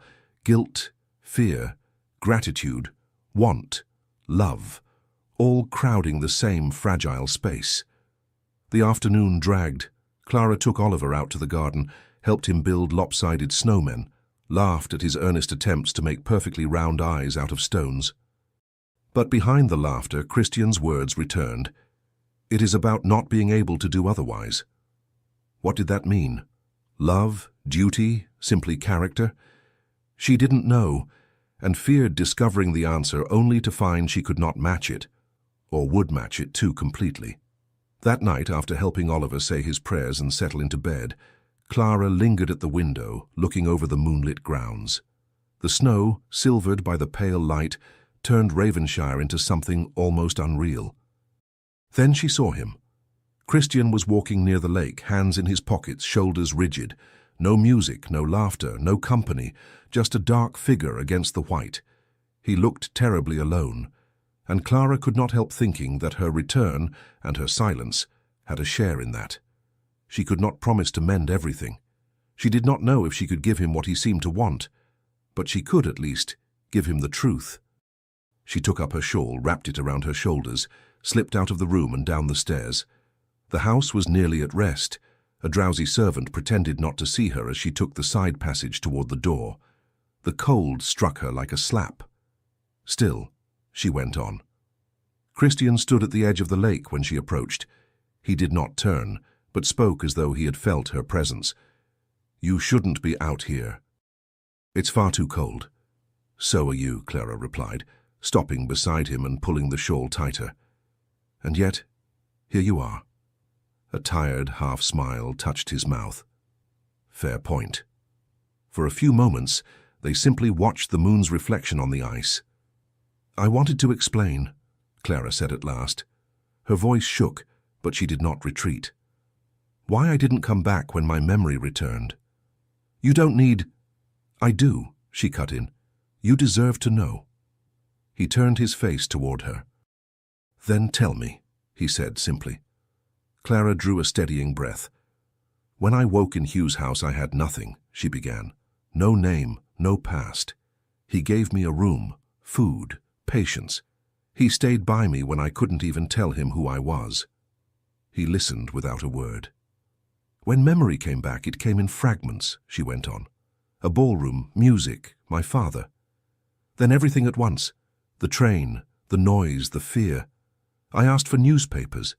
I saw my name on a list of the dead. I read about your brother's death. I saw that you were the Duke." She swallowed. All at once it felt as though the world we'd known had ended. You were no longer the free second son. I was no longer merely a baronet's daughter. You were a duke. I was officially dead. "And Hugh?" Christian asked quietly. "He offered to help me go back," she said. "But he was ill. Oliver was a baby. The cousins were circling, and I—" Her gaze dropped to the glittering ice. "I loved you," she said at last in a whisper, "and loving you made everything infinitely harder." Christian did not move. "I did not want to drag scandal to your door. It seemed easier to remain dead," she went on, her voice fraying, "than to appear and say, 'I survived. I lived under another man's roof for months. I gave my name to his child. And still, I could not forget you.'" Silence fell, heavy and raw. "Clara," he began hoarsely. She lifted a hand. "Then Hugh worsened," she said. "Oliver needed me. There was no one else to stay with him. The Merricks saw him as a fortune, not a child. Staying felt like the only honorable choice. Coming back felt like selfishness, abandonment." He stepped closer. "Do you truly believe I would have seen you on my doorstep and turned away?" he asked softly. "That all those months of searching were whim?" She looked up, tears bright in her eyes.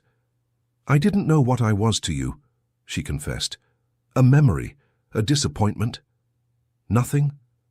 I was afraid to find out." He breathed in slowly.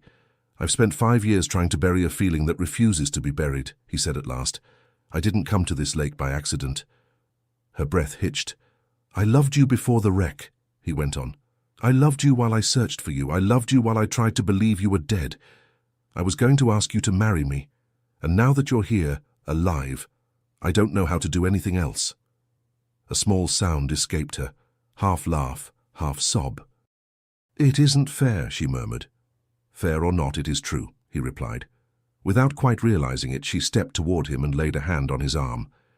"I can't promise you anything more than the truth," she said, each word costing effort. "And the truth is that I never stopped feeling. But I have Oliver.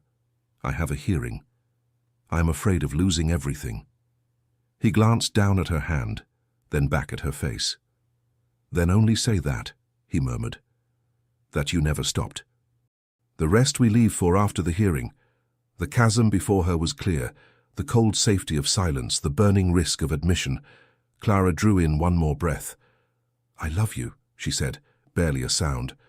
"I always have." His eyes closed briefly, as if he needed a heartbeat to take that in. When he opened them again, there were hope and fear there, and a tenderness that almost hurt to see. He lifted his hand and touched her cheek with exquisite care. "Then, for now, we stay with that," he said. "You love me, I love you. We must protect a child and face a court. The rest we'll see to afterward, if there is anything left. If you still want it." She nodded, tears cooling on her lashes. He bent toward her slowly, giving her every chance to pull away. She did not. He kissed her. The kiss was brief, restrained, more promise than surrender, a touch that said, "I am here without demanding anything yet." Clara answered it, acutely aware of the empty garden, of Oliver asleep upstairs, of everything she stood to lose. When they parted, both were breathing a little harder. "We should go back," Christian said finally. "For your sake, and for Oliver's. I won't hand the Merricks any more weapons than they already have." "Sensible, even in romance," she murmured. "I cannot afford not to be," he answered, with a faint, crooked smile. They walked back to the house side by side, not touching, yet each step keenly aware of the other's nearness. At the side door, he paused. "We will win this hearing," he said quietly. "For Oliver, and for you." "And after?" she asked, risking the question. He hesitated only a moment. "Afterward we'll see what remains in us that is still whole," he said. "And if there is enough, perhaps we build something new." It was no grand, sweeping promise. Perhaps that was why it felt real. Clara climbed the stairs feeling strangely lighter, not because the problems had vanished, they had not, but because for the first time in 5 years, the weight of what she felt was not hers alone to carry. That night, as she lay beside Oliver, the fear was still there, yet threaded through it was something else obstinate and fragile. Hope. And while the snow began to fall again outside, softly veiling Ravenshire Hall, Clara allowed herself to believe, just a little, that perhaps there was a way back, not to the life she had lost, but to a life where love and duty might cease to be fractures and become foundations.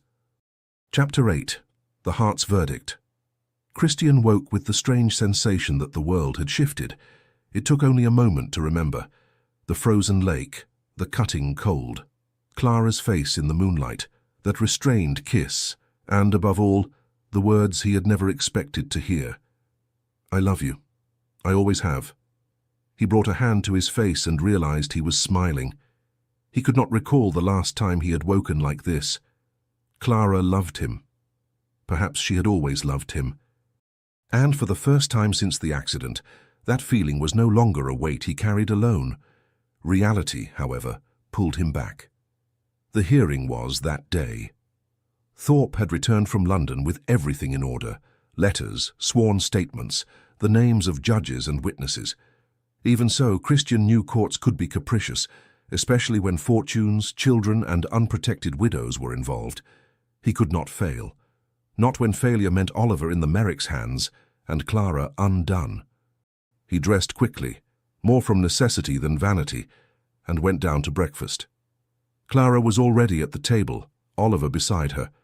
She wore one of Madame Lavelle's creations, moss green, sober, yet alive.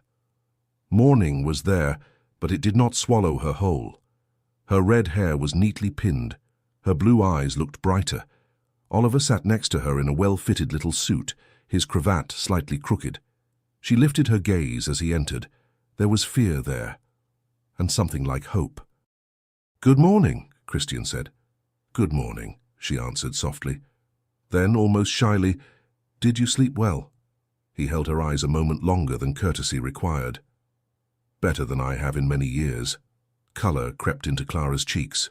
Oliver, entirely absorbed with his bread and jam, paid the adults very little attention. No one ate much. Thorpe arrived soon after, his coat still damp with snow, his leather case thick with papers. "Everything is in order, Your Grace," he reported. "The witnesses are already in London. The judge will hear them at noon. The carriage will be at the door in half an hour, Christian said. We'll leave in good time. The journey to London was long enough to unsettle, too short to truly calm. Clara sat with Oliver tucked against her. Christian sat opposite. He watched the way she bit her lip when the carriage jolted, how her hand drifted to smooth the boy's hair without thinking, how she drew in deep breaths whenever anxiety pressed too hard. She is fighting for him with everything she has, he thought, and I will fight for them with everything I am. When they reached the courthouse, dark stone, severe columns, high windows, he felt the old battle knot form in his stomach. He stepped out first and held out his hand. I'm here, he said simply. Clara looked at his hand, then at him. For an instant, her vulnerability was complete. Then she drew breath and accepted his help. Oliver followed, clinging to his mother's skirt. Inside, the street's cold gave way to the chill of marble and high ceilings. As they turned down a corridor, Clara stopped short. Two men waited ahead. One, older, white hair, carefully groomed, clothes expensive but a touch out of date, his gaze sharp. The other, younger and heavier, wore impatience and disdain like a second coat. Hugh's cousins, Clara murmured. Christian felt his blood heat. The elder cousin stepped forward. Mrs. Merrick, he said, his tone wrapping courtesy around poison.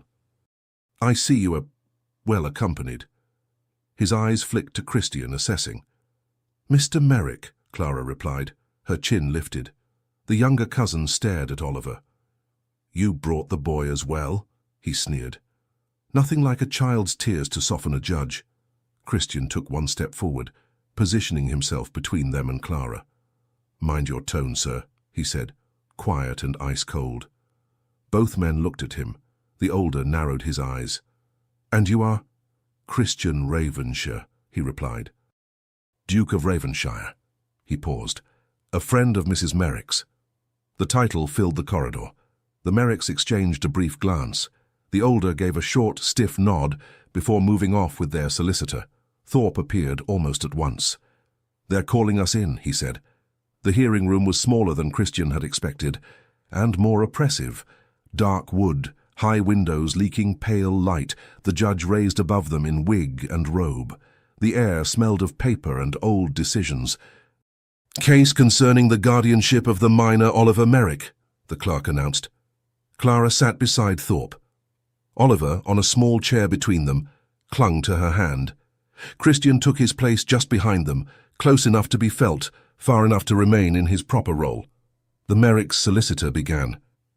He spoke of a sick man, easily influenced, of a woman of uncertain origins who had appeared from nowhere and suddenly assumed control of house and child, of Clara's supposed lack of means, the inherent instability of a fortuneless widow. He concluded that the cousins, established gentlemen, were the natural guardians. As he spoke, Christian watched the judge. The man's face was difficult to read. He took notes, looked up now and then, frowned at certain points, but revealed very little of what he thought. When Thorpe's turn came, the room seemed to draw tighter. He did not raise his voice. Instead, he built his case piece by piece, the date of the wedding, the presence of the vicar, the doctor's testimony. Then Hugh's letters, read aloud with the judge's permission. The dead man's words filled the chamber. Deliberate choice, complete trust, fear of my cousins, Clara's honor. Hugh had made it plain that the decision was his, made with full understanding. Next came the statements of Dr. Garrett and Mrs. Hadley, confirming Hugh's lucidity and Clara's care for the boy. Finally, Thorpe stepped forward another pace. Your lordship, he said, much has been said about the child. Very little has been heard from him. I realize he is very young, but I ask leave for two simple questions, posed by your lordship, not as decisive proof, but as guidance. The judge hesitated. I do not usually hear children so young, he remarked.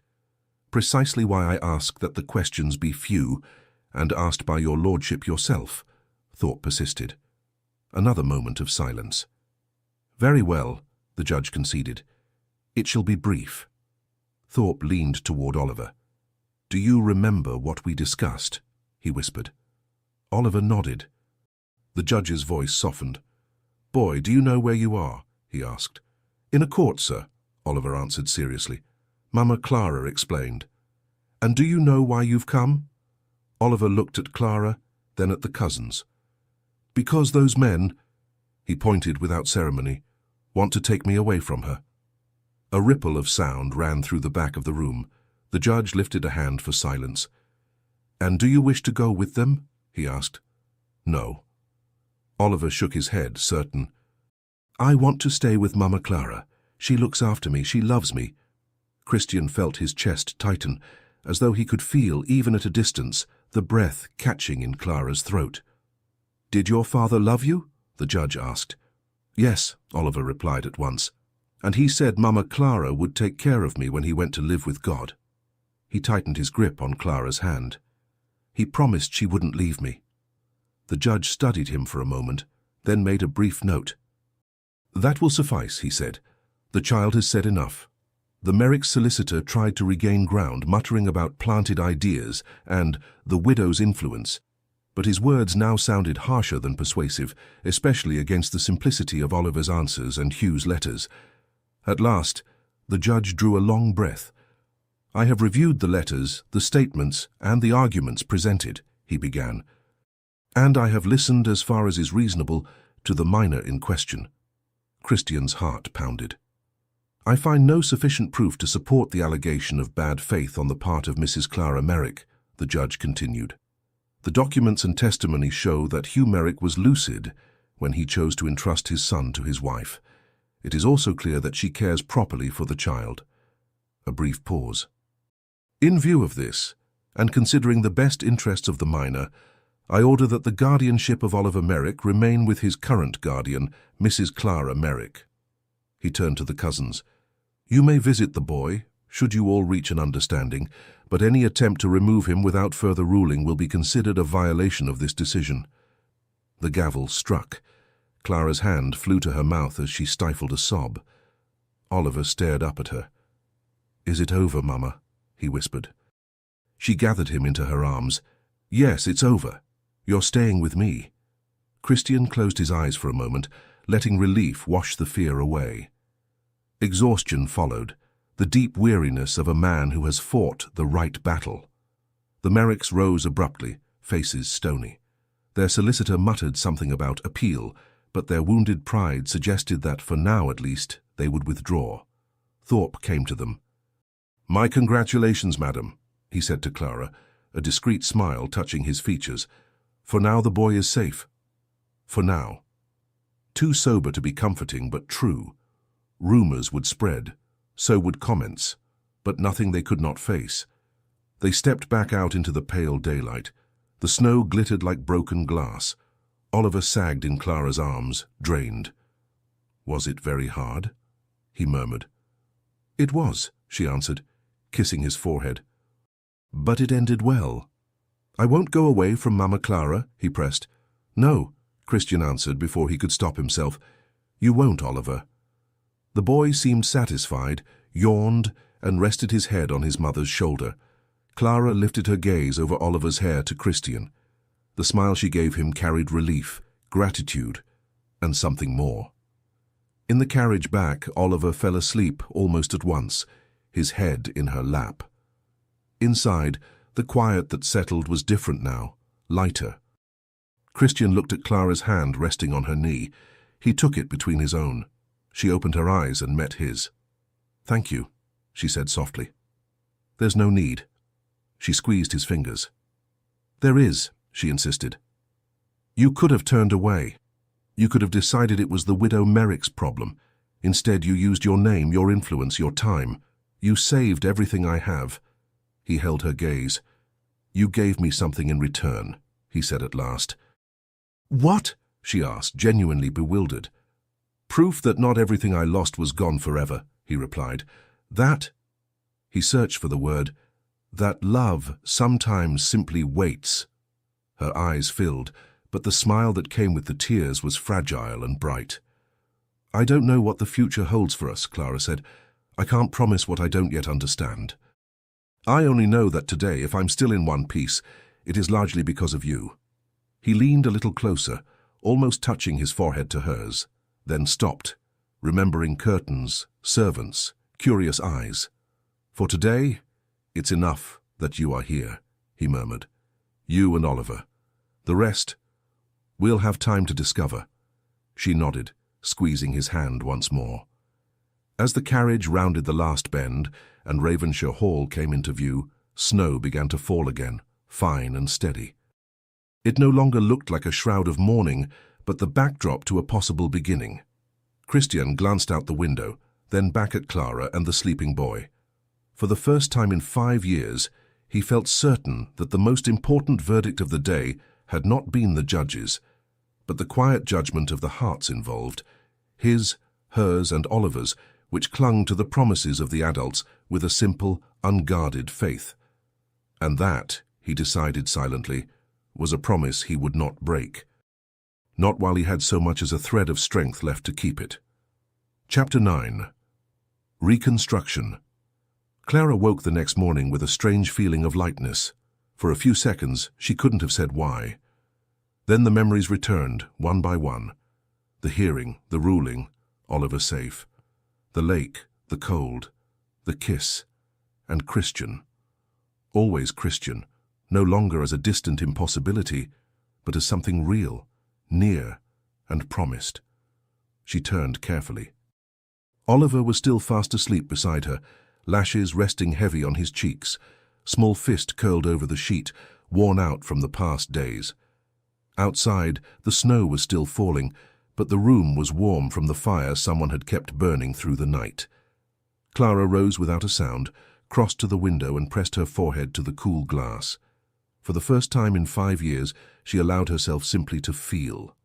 Relief. Gratitude. And beneath it all, a shy certainty that perhaps finally she could stop running. A soft knock at the door made her turn. She pulled her robe tighter over her nightgown. "Come in." A young maid stepped inside and dipped a small curtsy. "Good morning, ma'am. His Grace asked me to inform you that breakfast will be served in the library, if that is agreeable to you." The library. Not the formal dining room, a quieter room. More theirs. "Thank you," Clara replied. "I'll be there shortly." When she was alone again, she dressed in one of the new gowns, a simple, elegant navy, and pinned her hair into a style less severe than usual. Oliver still slept deeply. Clara asked the maid to keep an eye on him, then slipped out. Her heart beat faster with each step down the stairs. The library doors were slightly ajar, a line of warm light spilling between them. Clara drew a breath and pushed them open. Christian stood by the fireplace, without formal coat, only shirt and waistcoat. His hair was a little rumpled, as if he had given little thought to his appearance. When he turned at the sound of the door, the smile he gave her held no shadow, no restraint. "Good morning," he said. "Good morning," she answered, closing the door behind her, suddenly shy. "The maid said you—" "I thought we might talk," he finished for her. Away from curious eyes. He gestured toward a small table by the window, where breakfast waited, fresh bread, fruit, tea, nothing extravagant, everything welcoming. Clara took a seat. He poured her tea with an easy familiarity. "Oliver is still asleep," she said. "Let him rest," Christian replied. "Yesterday was a long day for him." "And for us," Clara murmured. She took a sip. The warmth spread through her chest. He was brave, braver than I was. "You were brave, Clara," he said at once. "Coming back, facing the Merricks, climbing those courthouse steps, standing between Oliver and what they wanted. That is courage." She lowered her eyes. It felt like nothing more than desperation. "Sometimes they are the same thing," he said simply. The silence that followed wasn't uncomfortable, but heavy with possibilities. Clara lifted her gaze. "What happens now?" she asked. Christian set his cup down with deliberate care. "That depends on you, on me. You're free now," he said, choosing his words. "Oliver is safe. The Merricks, for the moment, can't touch him. You can go back to Hugh's estate if you wish. Stay in London, travel, build your life wherever you think best." Something tightened in Clara's chest. "Are you sending me away?" she asked, barely above a whisper. "No," he said, leaning forward. Never. I'm saying that, for the first time in a long while, the choice is yours. And I don't want you here because you feel you must be. Tears burned at the back of her eyes. And if I choose to stay? Christian reached across the table and covered her hand with his. Then you stay, he said quietly, for as long as you wish. She drew a long breath. And you? She dared to ask. What do you want? He was silent for a moment. Then he lifted her hand and brushed a light kiss across her knuckles. I want you to stay, he said softly. Not as a guest. Not as a widow under my protection. I want you to stay with me. The room seemed to shrink until the only space that mattered was the one between them. Christian, she began, her voice unsteady. I love you, he cut in without ornament. I always have. Before the train, through all the years I believed you dead, and from the instant I saw you step into Ravenshire like a ghost that refused to stay buried. If you'll let me, I want to spend the rest of my life proving that what I feel has nothing to do with titles or whispers, only with choice. The tears slipped free, and this time she did not try to stop them. Her fingers tightened around his. I choose you, she whispered, rough with emotion. I chose you at that very first ball, when you smiled at me, and I thought I'd never see anything so beautiful again. The smile he gave her then seemed to light him from within. Then we're together? He asked, almost disbelieving. Yes. Christian rose, drawing her up with him. Clara stood without resistance, and when his arms came around her, she rested her head against his chest and listened to the steady beat of his heart. Strong, alive, real. There's something I have to ask, he murmured into her hair. She tilted her face up to him. What is it? He cradled her face in his hands, as if he wanted to be sure she was truly looking at him when she answered. Marry me. For an instant, the words didn't quite fit inside her. What? She breathed. Marry me, he repeated, calmer now. Not because you need a name or protection, not because you owe me anything, but because you love me, and because 5 years apart were already far too many.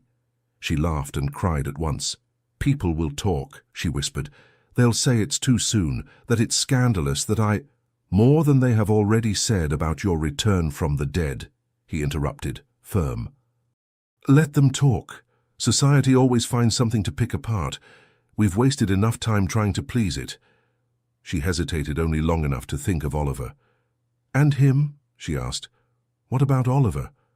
Oliver needs a family, Christian said. We can be that if he wants it. The three of us.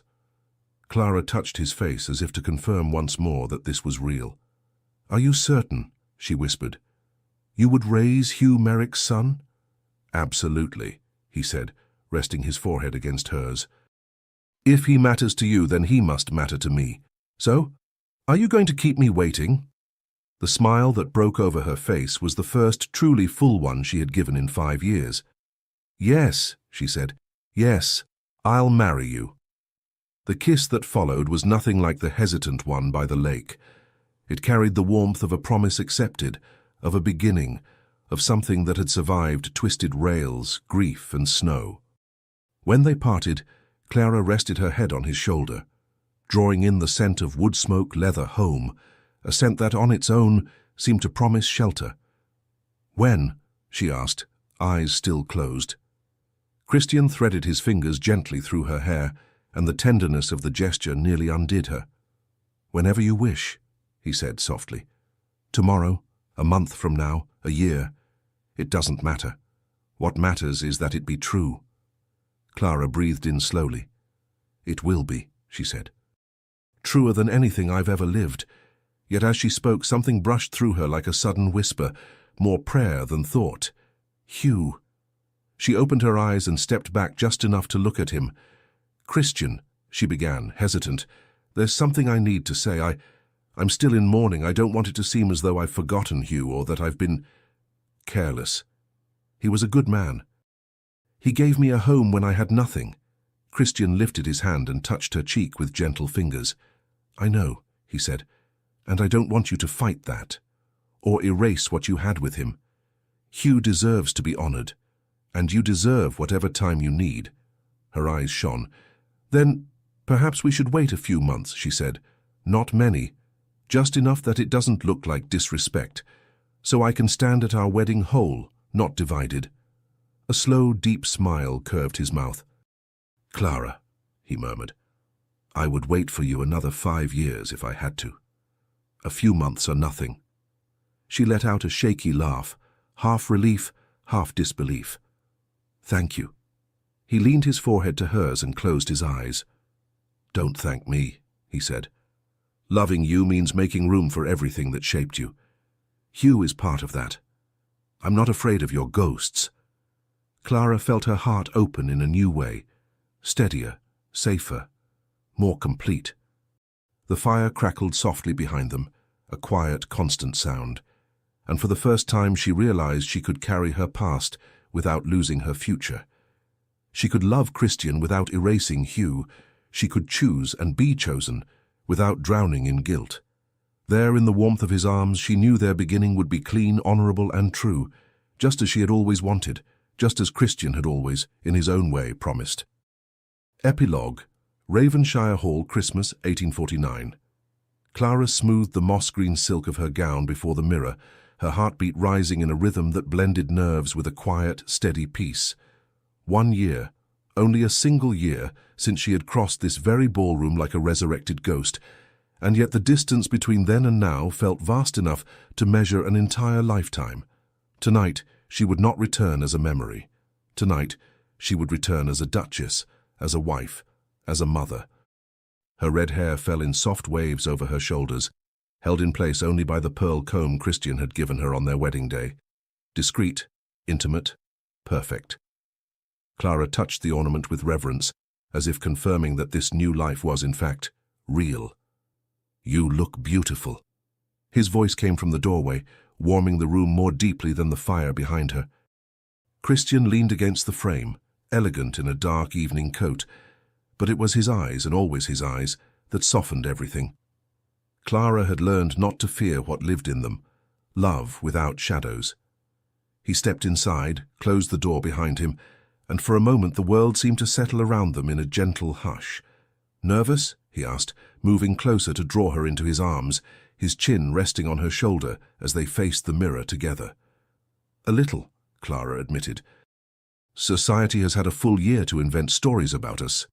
"Let them," Christian murmured, his arms settling naturally around her waist. "None of their stories have any power over what we are." Clara covered his hands with her own. "And what are we?"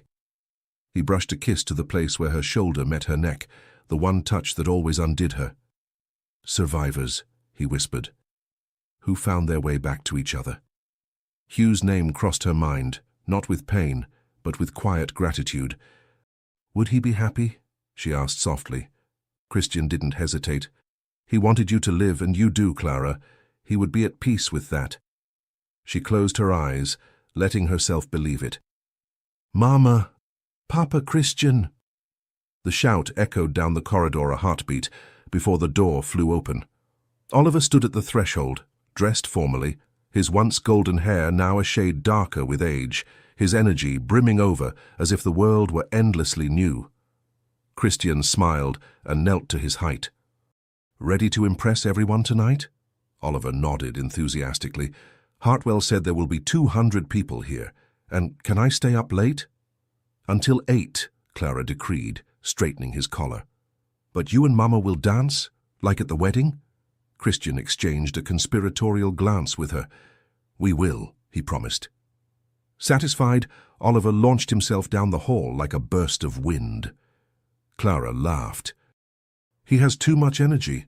"He's 5, Christian said, pulling her back into his arms. "And he's happy because of you." "Because of us," she corrected, and he smiled into her hair. As they descended the grand staircase together, Clara felt something that had once seemed impossible. She was at ease. She moved among guests and servants as though she truly belonged. As though Ravenshire had always been waiting for her, quietly, patiently. Christian watched her with that look that still stole her breath. Pride, tenderness, and a flicker of wonder, as if he could hardly believe she was truly his wife. The ballroom glowed. candles spilling warm light across garlands and crystal, the towering Christmas tree catching every shimmer of snow beyond the windows. Murmurs rippled as they entered, but Christian kept Clara's hand firmly in his and guided her forward like someone presenting a treasure. "My wife," he said again and again, serene, certain, unshakable, a claim that silenced any lingering malice. Lady Dorothea, now a countess, offered a graceful greeting. Thorpe lifted his glass from afar with his familiar half-smile. Oliver circled the guests with the easy confidence of a child who had found a home. Then the orchestra shifted, the first notes of a waltz unfurling across the room. Christian turned to Clara. "May I?" he asked, extending his hand. She smiled, nerves fluttering. "They're all watching." "Let them watch," he said, leading her to the center of the floor. The guests parted, and for a heartbeat the world narrowed to just the two of them. They moved together in a soft, fluid rhythm, as though the years lost had been only a pause, never an ending. Clara fit against him, as if she had always been meant to. "I love you," Christian murmured, for her ears alone. Clara lifted her face to his, eyes shining. "I love you too. I always have." Outside, snow drifted over Ravenshire Hall, silent as a blessing. Inside there was warmth, music, laughter. And love. Love that had survived a derailed train, amnesia, grief, distance and silence.